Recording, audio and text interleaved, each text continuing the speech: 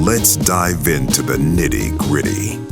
Mom and Dad was released on September 9th, 2017 at TIFF, but actually had its full U.S. release on January 19th, 2018. And then was released in the UK on March 9th. So it was like 3 months apart on all of the releases, which is kind of strange. I don't know if I've ever seen that where it like comes out in the US and UK 3 months apart. Usually it's the UK gets it first and then we get it after that.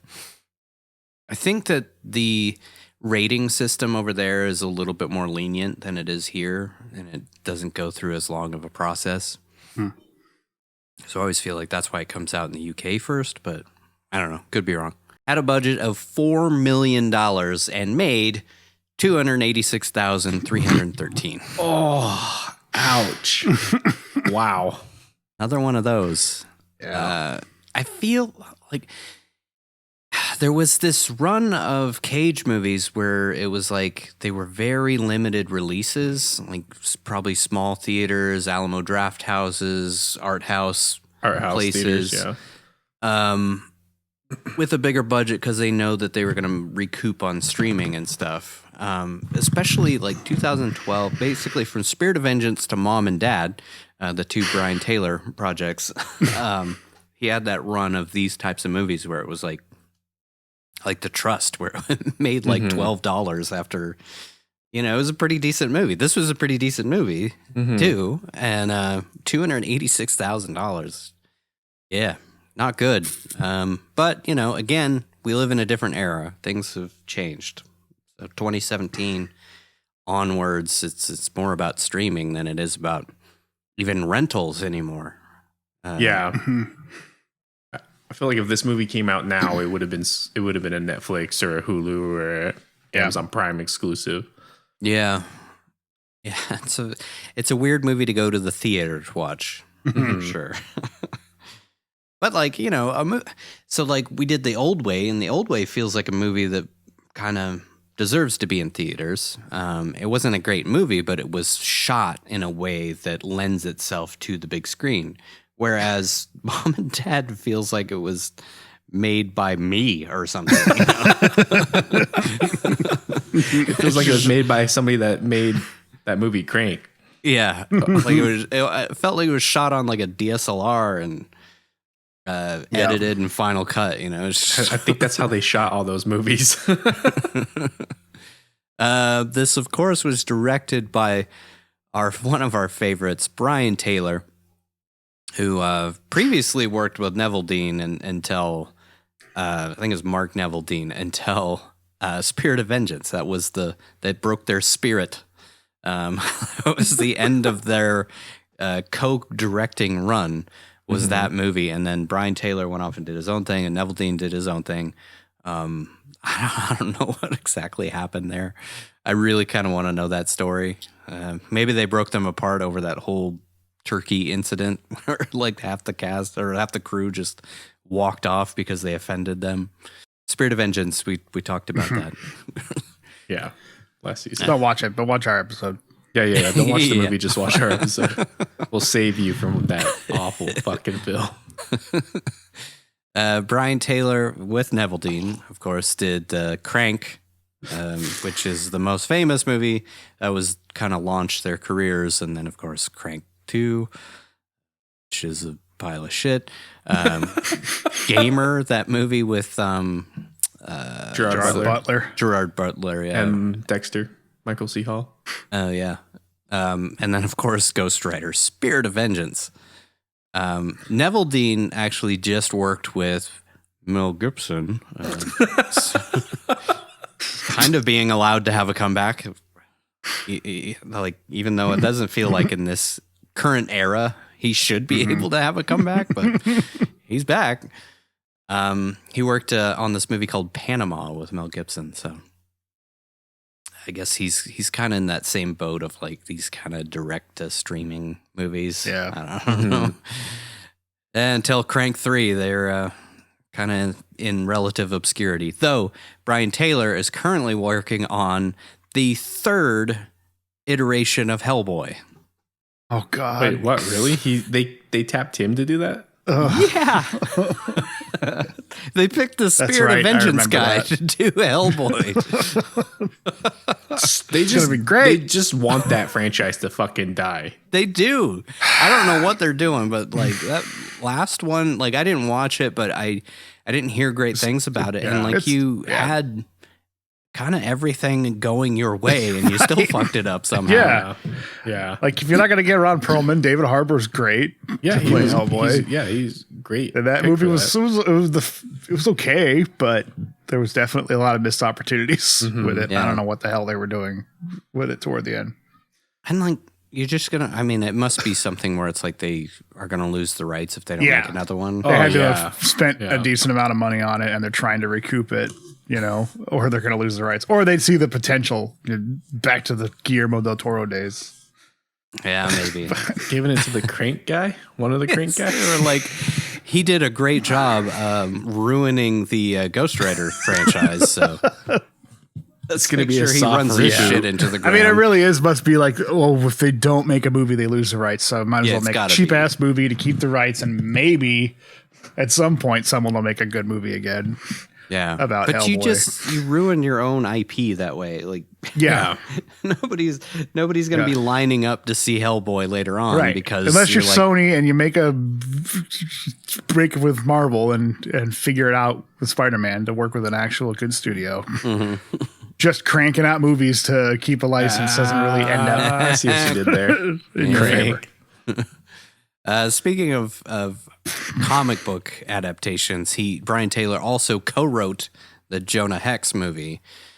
So he wrote this, Mom and Dad, which is actually shocking because we've seen some of his writing before. And, this movie does have a lot of the hallmarks of the things that sucked about those movies, but I feel like it's pretty well structured and pretty well put together and pretty coherent, streamlined storyline that is easy to follow and doesn't just, just go watch our Spirit of Vengeance. It just broke us completely. To let you know everything you need to know about Brian Taylor's filmmaking up until 2012, apparently. In the 5 years in between, he was like, oh shit, I actually have to work at this a little bit. Yeah. He's like, oh, they're not just giving me money anymore. Yeah, I got to put some I can't thought just to shock this. a guy's nuts and I make $1 can't million just bank off anymore. Jason Statham doing cool stuff. Maynard won't return my calls. This was shot by Daniel Pearl, who it kind of makes sense, the look and feel of this movie, because he was the guy who made the original 1974 Texas Chainsaw Massacre. Okay. And there's a lot of that kind of hallmarks in this movie. Color grade, the graininess. Yeah, the film grain. Moments where you just feel sick while you're watching it just because of the way it's shot and put together. Yeah, that's a style that's been emulated a lot because I remember watching American Movies, great documentary if you haven't seen it. And he talked about how Texas Chainsaw Massacre almost felt like one of those road traffic safety videos where it was like shot at a higher frame rate and was just made you sick and made you want to throw up. Yeah. He also did the 2003 reboot with Arlie Ermey and a bunch of other people. I don't know who else was in that movie, but it was pretty decent. I thought it was pretty decent, the reboot. Was that the Jessica Biel one? I don't know. I don't think remember anybody else. I think she was in in it, yeah. I remember Arlie Ermey was in it, and that's about it. That's all I really remember. I think he's in the second one as well, which he did not shoot the second one. He only shot the original and the reboot. He also shot Amazon Women on the Moon. If you haven't seen that, it's kind of like Kentucky Fried Movie, where it's just like a bunch of short pieces put together, and it's actually hilarious. It has one of the greatest openings ever with Arsenio Hall getting a phone call over and over and over again for some chick named Thelma. Anyways, you should watch it if you haven't seen it. It's a solid. It's in the same vein as like The Naked Gun and those types of movies, the Zucker brothers and stuff. Also shot Alien vs. Predator Requiem, which was nominated for Worst Sequel or Prequel by the Golden Raspberry Awards. Shot the Friday the 13th, 2009 reboot, which I heard nothing but terrible things about. And a made-for-TV Dean Koontz written version of Frankenstein. I can't think of much worse. Maybe like R.L. Stein doing a Frankenstein movie. Hey, leave R.L. Stein alone. Yeah. Fucking Dean Koontz. Oh, that's fucking awesome. It's the Walmart Stephen King. Right. To air that thing on Hallmark for Halloween. It's on USA. Even worse. I kind of want to see it just because I never heard anything about it. It's a Frankenstein movie written by Dean Koontz and shot by the Texas Chainsaw Massacre guy. It was edited by Rose Core, who has edited, among other things, Mom and Dad. That's it? That's the only thing I recognized on there. She was in the editorial department, so like assistant editor on Sorority Row, Step Up 3D. Oh, hell yeah. That's the best one. But she won a sports Emmy for a spinal injury documentary called Any One of Us, which was pretty well received. Also co-edited by Fernando Villena, who edited Crank 2, Gamer, Jonah Hex, so he worked with Neville Dean and Taylor, but then also edited the music video for Alice in Chains' Check My Brain, which is one of the best new Alice in Chains songs. If you can get over the whole Lynn Staley thing and you could just move on to the new singer, that's a pretty fucking great song. It took me a minute too, all right? It took me a minute. It's okay. It's what Lane would have wanted. Yeah. No, he probably wouldn't. No, he wouldn't. He wanted them to never, ever sing. Yeah. Or produce music again without him. There's actually some great songs on those new Alice in Chains albums. Yeah. You still got, what's his name? The other guy. Lane Staley? Or the new guy?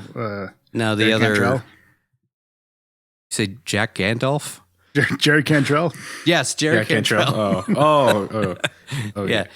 Jerry Cantrell's voice still feels Alice in Chains, and when you put them together with the new guy, it still feels like old Alice in Chains. So there's some killer tracks on those new albums. Anyways, speaking of music, the music was done by a guy named Mr. Bill. Wait, that dude from the HBO skit? As a real person. Was it HBO or no? No, it was on SNL. SNL, that's it. Yeah. Oh no, Mr. Bill. I loved those when I was a kid. Yeah, me too. Yeah. So Mr. Bill is a real person, not Brian Taylor's pseudonym, which I thought that's what it was going to be. He's an Australian electronic musician, has a ton of credits, but they're mostly all self-released. I think he's one of those SoundCloud guys who just puts out tons of music on his own. We'll talk about it throughout, but holy shit, man. Some of the music really takes you out of the moment. Mr. Bill. Oh no. Rotten Tomatoes gave this movie a 75%. 6 out of 10 on 139 reviews, so almost overwhelmingly favorable reviews. But the audience gave it a 40%. So from a critical standpoint, they loved it, but from a just enjoyability standpoint, 40%. And I wonder if maybe some of that is Cage's more cagey moments throughout the movie. It is very over the top in moments, particularly from Cage. But honestly, that's part of the reason I enjoyed it. Same.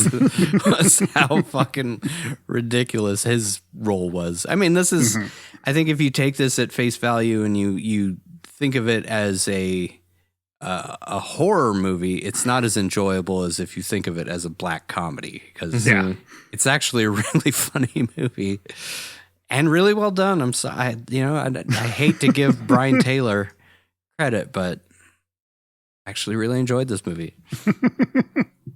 Metacritic score was a 59%, which I feel like is the highest we've had in a long time.